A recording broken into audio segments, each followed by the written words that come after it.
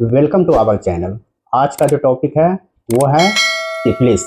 ठीक है, सिफिलिस एक बीमारी है, ठीक है, जो कि बैक्टीरियल डिजीज है, बैक्टीरिया से होते हैं। ठीक है, तो आज हम आपको बताने वाले हैं, ठीक है, कि सिफिलिस क्या है, इसके बाद कौन से बैक्टीरिया से होता है, ठीक है, फैलता कैसे सभी में, इसका लक्षण क्या है, इसका टेस्ट कैसे करेंगे, रिजल्ट कैसे देखेंगे और रिपोर्ट कैसे पढ़ेंगे। ठीक है, लास्ट तक बने रहिए। जो टेस्ट का नाम है वो है आपका VDRL, RPR और TPH है। ठीक है, तीनों जो बीमारी है, सॉरी, जो तीनों जो टेस्ट है, ठीक है, ये सिर्फ और सिर्फ सिफिलिस बीमारी के डिटेक्ट के लिए किया जाता है। ठीक है, तीनों का मेथड अलग है, तीनों का प्रोसीजर अलग है। ठीक है, पर ये तीनों मिलकर उसी बीमारी को डिटेक्ट करते हैं, सिफिलिस को ही। और तीनों टेस्ट में क्या अंतर है ये हम आपको बता दें। देखिए, VDRL हो गया, स्क्रीनिंग टेस्ट हो गया, सस्ता जांच हो गया। ठीक है, उससे थोड़ा सा महंगा RPR आएगा, टाइटल आएगा। ठीक है, और TPH है, ठीक है, ये आपका कंफर्म करने के लिए स्पेशल टेस्ट होता है कि मरीज जो है वो अफेक्टेड है या नहीं है। ठीक है, जो कंफर्म करता है। तो अब आते हैं कि ये बैक्टीरिया अपने शरीर में आता कैसे है, ठीक है, अपने शरीर में फैलता कैसे है, इसका सोर्स क्या है। तो आपको हम बता दें कि VDRL, सॉरी, सिफिलिस जो बैक्टीरिया है, बीमारी है सिफिलिस, जो बैक्टीरिया है ट्रिपोनेमा पैलिडियम, तो वो है कि आपका STD कैटेगरी में लिया जाता है। ठीक है, सेक्सुअल ट्रांसमिटेड डिजीज। ठीक है, इसके थ्रू ये फैलता है, मदर टू बेबी में फैलता है। और इसके बाद हो गया आपका ब्लड ट्रांसफ्यूजन होता है, उसमें फैलता है। ठीक है, ब्लड ट्रांसफ्यूजन और mother to baby rare case देखा गया है, पर सेक्सुअल ट्रांसमिटेड अनसेफ सेक्स जो करते हैं, ठीक है, उससे ये सबसे ज़्यादा फैलते हैं। और एक चीज़ और मैं आपको बता दूं कि सेक्सुअल ट्रांसमिटेड डिजीज जो होता है STD, उसमें दो पार्टनर होते हैं। ठीक है, दो पार्टनर में किसी एक पार्टनर का पॉजिटिव होना कंपलसरी है, तभी जाकर दूसरे को फैलेगा। ठीक है, ऐसा नहीं अगर दोनों नेगेटिव रहेगा तो कुछ नहीं होगा, दोनों में से कोई एक पॉजिटिव रहेगा तब जाकर वो फैलेगा। और एक चीज़ हम आपको बता दूं कि बहुत लोगों का गलत फहमी बात है। ठीक है, देखिए, साथ में रहने से, खाने पीने से बीमारी नहीं फैलता है। ठीक है, टॉयलेट एक्सचेंज हो गया या रूम शेयर हो गया, ठीक है, ये सब से भी नहीं फैलता है, किसी पॉजिटिव के साथ भी रहिएगा तो। ठीक है, जब तक कि मरीज का कटा हुआ स्किन अपने कटा हुआ स्किन के साथ कांटेक्ट में ना आए। ठीक है, दोनों एक दूसरे के कांटेक्ट में आएगा, एक्सचेंज होगा, ठीक है, ब्लड का एक्सचेंज होगा, जो होता है ना, तब जाके बैक्टीरिया एक से दूसरे में जाएगा। चलिए, तो अब तक हम बीमारी का नाम बोले हैं, बैक्टीरिया का नाम बोले हैं, टेस्ट के बारे में डिटेल में बताए हैं, जो टेस्ट उसके लिए किया जाता है। ठीक है, वो टेस्ट के बारे में अब आते हैं कि लक्षण क्या क्या दिखेगा। ठीक है, लक्षण पे तो स्टार्टिंग में क्या है कि छाला पड़ते हैं, प्राइवेट पार्ट जो होता है पेनिस पे या वेजाइना पे, ठीक है, छाले पड़ते हैं। रेक्टम एरिया जो होते हैं वहाँ पे छाले पड़ते हैं, मुंह के अंदर में छाले पड़ते हैं। और ये जो छाले आते हैं, ठीक है, ये दर्द नहीं करते, इसलिए लोग इसको इग्नोर करते हैं पहली बार। ठीक है, ये अर्ली स्टेज में किसी को नहीं पता चल पाता इसलिए, क्योंकि ये दर्द नहीं करता है, लगता है कि सिंपल कुछ छाले वाले है, अपने आप सही हो जाएगा। पर ये लास्ट में जाकर, ठीक है, हेडेक आएगा, फीवर, छाले सब खत्म हो जाएगा। इसके बाद रेड रेड स्पॉट आ जाएगा स्किन पे, रैसेस आ जाएगा। ठीक है, इसके बाद हेडेक आएगा, बुखार आएगा, वेट लॉस होगा। ठीक है, सिफिलिस बीमारी जब मेजर होते हैं, ठीक है, सेवियर कंडीशन में जाते हैं, तो यह सिर्फ ऑर्गन को डैमेज करते हैं, जैसे हार्ट हो गया, ठीक है, ब्लड वेसल्स हो गया, नर्व सिस्टम हो गया, इसके बाद आपका लीवर हो गया, ठीक है, ईयर हो गया, आई हो गया। ठीक है, ये सबको डैमेज करना इसका बैक्टीरिया शुरू कर देता है सेवियर में।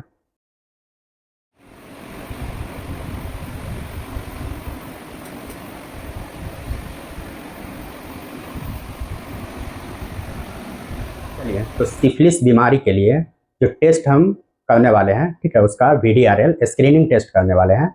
और VDRL के लिए जो हम लोग ब्लड देते हैं, ठीक है, वो क्लॉट एक्टिवेटर वायल होता है, प्लेन वायल होता है, इसमें सीरम सेपरेट होता है और उसी सीरम से VDRL टेस्ट होगा। ठीक है, तो पहले सैंपल हम लेंगे, आधा घंटा तक क्लॉट के लिए छोड़ेंगे। ठीक है, इसके बाद हम इसको सेंट्रीफ्यूज करेंगे, 10 मिनट के लिए हम सेंट्रीफ्यूज करेंगे।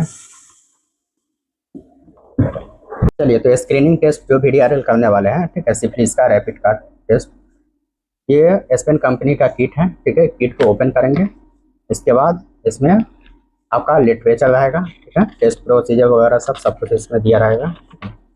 इसके बाद आपको ये दे दिया रहेगा ID के लिए, ID पे डालकर अपना करना है। ड्रॉपर रहेगा, बफर रहेगा और इसके बाद किट रहेगा यहाँ। ठीक है, यहाँ पे हम एक किट निकालेंगे, एक बफर निकालेंगे, एक ड्रॉपर ले लेंगे और एक ये ले लेंगे। ठीक है, टोटल हो गया। इतना से। और यहाँ पे हम आएंगे और टेस्ट प्रोसीजर देखेंगे कैसे है। ठीक है, यहाँ पे आते हैं, यहाँ से प्रोसीजर स्टार्ट है। देखिए 2 ड्रॉप लगभग 50 माइक्रोन के आसपास जो है सीरम या प्लाज्मा, ठीक है, होल ब्लड जो भी है, ठीक है, स्पेसिमेन जो बोलते हैं, वो हम लेंगे। इसके बाद ऐड करेंगे 1 ड्रॉप बफर, ठीक है, 40 माइक्रोन के आसपास। 10 मिनट तक इसको छोड़ देना है। ठीक है, अगर 10, देखिए कोई भी रिजल्ट अगर पॉजिटिव आ गया टाइम से पहले तो वो रिजल्ट कंफर्म हो गया, पर अगर नेगेटिव आया तो उसका लास्ट टाइम तक देखना रहता है, 30 मिनट तक देखना रहता है। ठीक है, तो वही बताया। सेंट्रीफ्यूज करके हो गया तो हम पहले सैंपल को निकाल लें। ठीक है, ये बैलेंस के लिए था, ये पेशेंट का सैंपल है। ठीक है, यहाँ पे आते हैं। ठीक है, यहाँ पे देखिए जो ऊपर में पेलेलो टाइप का है, ठीक है, वो है आपका सीरम, नीचे में आरबीसी है। ठीक है, तो ऊपर वाला जो सीरम है उसी से हम जांच करने वाले हैं। यहाँ पे रख देंगे। चलिए तो प्रोसीजर के हिसाब से जाएंगे। ठीक है, तो यहाँ पे हम इसको हटा लेंगे। ठीक है, उसके बाद यहाँ से हम किट का, देखिए किट कुछ कुछ किट होते हैं जो स्ट्रिप बनाते हैं, कोई कोई कंपनी है जो किट बनाते हैं। ठीक है, दोनों का सेम रहता है। इसके ऊपर जो होता है ना प्लास्टिक का कवर डालते हैं कोई कंपनी, कोई है जो डायरेक्ट स्ट्रिप बनाते हैं। ठीक है, और दोनों का काम सेम ही होता है। जैसे चिपका दिया। चलिए तो कवर हटा दिए, साट दिए। इसके बाद मरीज का नाम लिख देंगे। ठीक है, यहाँ पे, ठीक है, यहाँ पे आईडी डाल देंगे। इसके बाद देखिए पहले बोला है कि 50 माइक्रोन के आसपास। ठीक है, 2 ड्रॉप, अगर छोटा ड्रॉप है तो 50, 12 ड्रॉप है तो 1। ठीक है, यहाँ पे देखिए, यहाँ पे एरो टाइप का है। ठीक है, यहाँ पे एरो टाइप का है तो यहाँ पे, ठीक है, यहीं पे डलाएगा। डाल दिया सीरम, और इसके बाद ये हो गया उसी कंपनी का बफर है। ठीक है, उसी कंपनी का बफर है, उसी टेस्ट का बफर है। डाल दिया। अब वेट करेंगे आधे घंटे तक, 30 मिनट तक वेट करेंगे। ठीक है, धीरे धीरे ऊपर की ओर बढ़ते जाएगा वो।